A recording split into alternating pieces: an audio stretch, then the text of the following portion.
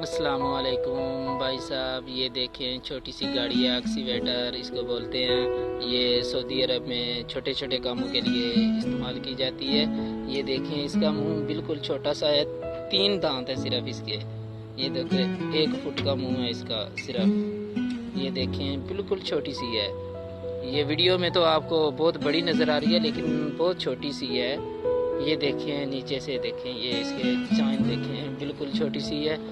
और ये इसके ऊपर कार्टन लगा हुआ है कि ड्राइवर को धूप ना लगे। और ये देखें बिल्कुल ही छोटी सी है। ये बड़ी बड़ी गाड़ियों के सेंटर में खड़ी है, इसलिए सही दिख नहीं रही।